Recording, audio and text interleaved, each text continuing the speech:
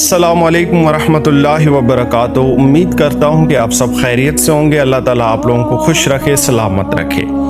आज हमारे वीडियो का टॉपिक बड़ा ज़बरदस्त भी है, अहम भी है, क्योंकि आज हम जिस टॉपिक पे बात करने जा रहे हैं उस टॉपिक पे हर इंसान ने एक ना एक दिन ज़रूर आना है।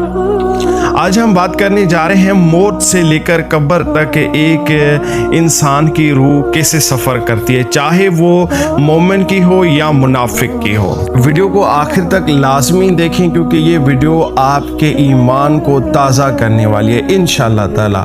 और वीडियो अगर पसंद आए तो इस वीडियो को लाइक भी ज़रूर करना। तो चलिए बिना किसी देर किए हुए उस हदीस की तरफ बढ़ते हैं, जिस हदीस में इस मौजू पे आप सल्लल्लाहु अलैहि वसल्लम ने बड़ी डिटेल से बात की है। ये हदीस मुस्नद अल हाकिम के अंदर लिखी हुई है, जिसके रावी हैं हज़रत बरा बिन आसिफ रज़ियल्लाहु अन्हा रिवायत करते हैं कि एक दिन हम लोग हुजूर अकरम सल्लल्लाहु अलैहि वसल्लम के साथ एक अंसार के जनाजे में शरीक हुए। अभी हम जनाजे पर पहुँचे ही नहीं थे कि गोया नबी सल्लल्लाहु अलैहि वसल्लम हमसे पहले वहाँ पर तशरीफ़ फरमा चुके थे। जैसे ही हम पहुँचे, आप सल्लल्लाहु अलैहि वसल्लम अपनी हाथ मुबारक से एक लकड़ी उठाए हुए थे और आप सल्लल्लाहु अलैहि वसल्लम उस लकड़ी से ज़मीन को खुरेद रहे थे। थोड़ी देर बाद आप सल्लल्लाहु अलैहि वसल्लम ने अपने चेहरे मुबारक को आसमान की तरफ किया और 3 बार ये अल्फाज दोहराए कि कब्र के अजाब से अल्लाह से पनाह मांगा करो, कब्र के अजाब से अल्लाह से पनाह मांगा करो। फिर उसके बाद नबी सल्लल्लाहु अलैहि वसल्लम ने फरमाया कि जब एक मोमिन की रूह कब्ज़ होती है तो सूरज की तरह चमकते दमकते चेहरों वाले 3 फरिश्ते उस शख्स के इर्द गिर्द बैठ जाते हैं और उसी ही पल मलकुल मौत भी तशरीफ़ लाते हैं और उस रूह से फरमाते हैं, जो मुख्य मोमिन है, उस रूह से फरमाते हैं, ए पाकीज़ा रूह चल निकल और अपने रब की रजामंदी की तरफ चल। फिर आप सल्लल्लाहु अलैहि वसल्लम ने फरमाया कि वो रूह ऐसे कब्ज़ होती है जैसे मशकीज़े से पानी का कतरा, और बाकी के 3 फरिश्ते उस रूह को पल भर के लिए भी मलकुल मौत की पास नहीं छोड़ते, हत्ता कि वो उस रूह को बुलंद करते हैं उसी वक्त आसमान की तरफ। और यूं आसमान की तरफ वो रूह बुलंद होती जाती है तो आसमान के जितने भी फरिश्ते हैं, जितने भी अल्लाह की नूर से बने हुए फरिश्ते हैं, वो उस रूह की तारीफ़ करते हैं, उस रूह के बारे में कहते हैं कि ये किस नेक इंसान की रूह है जिसकी रूह से इतनी खुशबू आ रही है। ये प्रोटोकॉल एक मोमिन को मिलेगा, हत्ता कि वो रूह जो है अल्लाह के पास पहुंच जाती है 7वें आसमान तक। तो अल्लाह ताला फरमाते हैं कि मेरे नेक बंदे की रूह को और मेरे नेक बंदे के अमाल को इल्लियीन में लिखते हैं।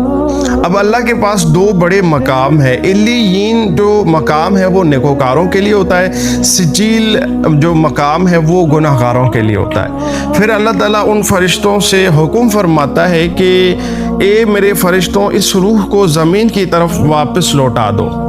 मैंने इस रूह को इसी ज़मीन से पैदा किया है और क़यामत के दिन इस ज़मीन से ज़िंदा करूँगा, और मौत भी इस ज़मीन में आई है। तो वो रूह वापस की जाती है हत्ता कि वो शख्स कब्र में फिर से ज़िंदा हो जाता है, और वो 2 सवाल करने वाले फरिश्ते भी उस वक्त हाजिर होते हैं। अब यहाँ पर कब्र में वो 3 सवाल होंगे उस मोमिन से जो कि हर शख्स से होते हैं। वो फरिश्ते कहेंगे कि आपका रब कौन है? तो वो शख्स कहेगा, जो मोमिन होगा वो कहेगा कि रब ही अल्लाह, यानी कि मेरा रब अल्लाह है। फिर कहेंगे आपका दीन क्या है? तो वो दीन के बारे में कहेगा मेरा दीन इस्लाम है। फिर वो फरिश्ते तीसरा सवाल करेंगे कि आपका नबी कौन सा है? तो वो शख्स फरमाएगा हज़रत मोहम्मद सल्लल्लाहु अलैहि वसल्लम। फिर आखिरी जो चौथा सवाल होता है वो भी हर शख्स से होगा। तो वो कहते हैं कि ये आप सब ने किस चीज़ से पढ़ा है? ये जो आपने ये सारे जवाब दिए हैं, आपने ये किस चीज़ से पढ़ा है? तो वो कहेगा कि अल्लाह की किताब थी जिसको मैंने पढ़ा और वहाँ से ये सारी मालूमात हासिल की। تو اوپر سے ایک یہ بھی آواز آتی ہے کہ ہاں میرا بندہ ٹھیک فرما رہا ہے، اب میرے بندے کو قبر میں جنت کا بچھونا بچھا دو اور جنت کا دروازہ بھی لگا لو۔ وہ فرشتے اپنا سوال کر کے واپس جاتے ہیں، پھر ایک خوبصورت شخص خوبصورت چہرے کے ساتھ اس شخص کے سامنے حاضر ہو جاتا ہے۔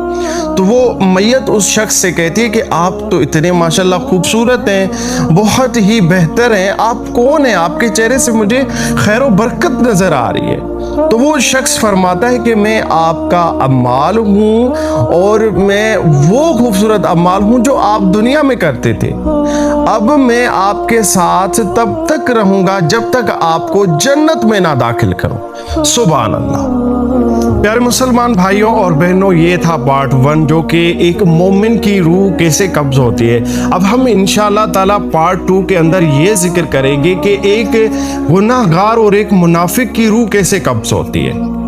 تب تک کے لیے اپنے بھائی کو دیجیے اجازت اور ویٹ کیجیے پارٹ 2 کا۔ اگر میری پارٹ 1 آپ کو پسند آئی ہو تو سبسکرائب اور لائک بیل آئیکن کو آل پہ ضرور کیجیے گا، تاکہ انشاءاللہ تعالی آپ لوگوں تک میری پارٹ 2 بھی پہنچے۔